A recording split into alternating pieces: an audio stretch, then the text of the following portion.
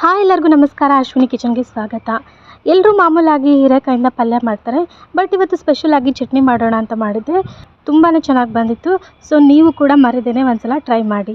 So ಹೇಗೆ ಮಾಡೋದು ಅಂದರೆ, ಮೊದಲು ನಾನಿಲ್ಲಿ ಒಂದು ಹೀರೆಕಾಯಿನ ತೊಗೊಂಡಿದ್ದೀನಿ. ಈ ಥರ ಎಳೆದಾಗಿರೋ ಹೀರೆಕಾಯಿನ ತೊಗೊಳ್ಳಿ. ದಪ್ಪ ದಪ್ಪ ಬಲ್ತಿರೋ ಹೀರೆಕಾಯಿ ತೊಗೊಂಡ್ರೆ ಅಷ್ಟು ಟೇಸ್ಟ್ ಬರಲ್ಲ. ಸೊ ಒಂದು ಹೀರೆಕಾಯಿನ ತೊಗೊಂಡು ಈ ಥರ ಕಟ್ ಮಾಡ್ಕೊಳ್ತಾ ಇದ್ದೀನಿ. ಇದನ್ನು ತುಂಬ ಸಣ್ಣದಾಗಿ ಏನು ಕಟ್ ಮಾಡ್ಕೊಳೋದು ಬೇಡ, ಮಾಮೂಲಾಗಿ ದೊಡ್ಡ ದೊಡ್ಡ ಕಟ್ ಮಾಡಿಕೊಂಡ್ರು ನಡೆಯುತ್ತೆ. ಆಮೇಲೆ ಒಂದು ಈರುಳ್ಳಿ ಮತ್ತು ಒಂದು ಟೊಮೊಟೊ ತೊಗೊಂಡಿದ್ದೀನಿ. ಒಂದು 4-5 ಹಸಿಮೆಣ್ಸಿಕಾಯಿನ ತೊಗೊಂಡಿದ್ದೀನಿ. ಇದನ್ನೆಲ್ಲ ರೆಡಿ ಮಾಡಿಕೊಂಡು ಮೊದಲು ಪ್ಯಾನ್ಗೆ ಒಂದು ಸ್ವಲ್ಪ ಶೇಂಗಾ, ಒಂದು ಸ್ವಲ್ಪ ಹುರ್ಕಡಲೆ ಹಾಕ್ಕೊಂಡು ಫ್ರೈ ಮಾಡ್ಕೊತಿದ್ದೀನಿ. ಇದನ್ನು ಫ್ರೈ ಮಾಡಿಕೊಂಡು ಎತ್ತಿಟ್ಕೊಳ್ತಾ ಇದ್ದೀನಿ.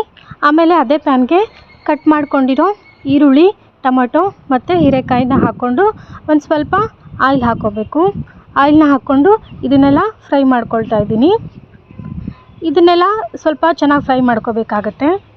ಇದೆಲ್ಲ ಫ್ರೈ ಆದಮೇಲೆ ನಾನು ರುಚಿಗೆ ತಕ್ಕಷ್ಟು ಉಪ್ಪು ಹಾಕ್ಕೊಳ್ತಾ ಇದ್ದೀನಿ. ಉಪ್ಪು ಹಾಕ್ಕೊಳ್ಳೋದ್ರಿಂದ ಹೀರೆಕಾಯಿ ಮತ್ತು ಟೊಮೊಟೊ, ಈರುಳ್ಳಿ ಎಲ್ಲ ಸ್ವಲ್ಪ ಸ್ಮೂತ್ ಆಗುತ್ತೆ. ಇದೆಲ್ಲ ಸ್ಮೂತ್ ಆದಮೇಲೆ ಸ್ವಲ್ಪನೇ ನೀರು ಹಾಕ್ಕೋಬೇಕು, ಹೆಚ್ಚಿಗೆ ನೀರು ಹಾಕ್ಕೋಬಾರ್ದು. ಸ್ವಲ್ಪ ಅದು ಕುದಿಯೋದಕ್ಕೆ ಎಷ್ಟು ಬೇಕೋ ಅಷ್ಟು ನೀರು ಹಾಕ್ಕೊಂಡು ಸ್ವಲ್ಪನೇ ಹುಣಸೆ ಹಣ್ಣು ಹಾಕ್ಕೊಳ್ತಾ ಇದ್ದೀನಿ. ಹುಣಸೆ ಹಣ್ಣು ನೆನೆಸಿಟ್ಟಿದ್ದೆ, ಆ ನೆನೆಸಿಟ್ಟಿರೋ ಹುಣಸೆ ಹಣ್ಣನ್ನ ಹಾಕ್ಕೊಂಡು ಅದೆಲ್ಲ ಚೆನ್ನಾಗಿ ಬೆಂದಮೇಲೆ ಮಿಕ್ಸಿ ಜಾರಿಗೆ ಹಾಕ್ಕೊಳ್ತಾ ಇದ್ದೀನಿ. ಆಮೇಲೆ ಫ್ರೈ ಮಾಡ್ಕೊಂಡಿರೋ ಶೇಂಗಾ ಮತ್ತು ಕಡಲೆ ಕೂಡ ಹಾಕ್ಕೊಳ್ತಾ ಇದ್ದೀನಿ. ಒಂದು ಸ್ವಲ್ಪ ಕೊತ್ತಂಬರಿ ಹಾಕ್ಕೊಳ್ತಾ ಇದ್ದೀನಿ.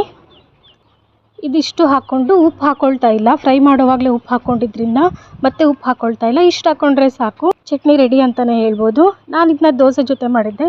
ನೀವು ಇದನ್ನ ದೋಸೆ, ಚಪಾತಿ, ರೊಟ್ಟಿ ಮತ್ತು ರೈಸ್ ಜೊತೆ ಕೂಡ ತುಂಬಾ ಟೇಸ್ಟ್ ಕೊಡುತ್ತೆ. ಮರಿದೇನೆ ಒಂದ್ಸಲ ಟ್ರೈ ಮಾಡಿ ನೋಡಿ. ಹಾಗೆ ಹೇಗೆ ಬಂದಿತ್ತು ಅಂತ ಕಮೆಂಟ್ ಸೆಕ್ಷನಲ್ಲಿ ಮೆನ್ಷನ್ ಮಾಡಿ. ಹಾಗೆ ಮರಿದೇನೆ ಲೈಕ್ ಮಾಡಿ, ಶೇರ್ ಮಾಡಿ ಮತ್ತು ಸಬ್ಸ್ಕ್ರೈಬ್ ಮಾಡಿ. Thank you.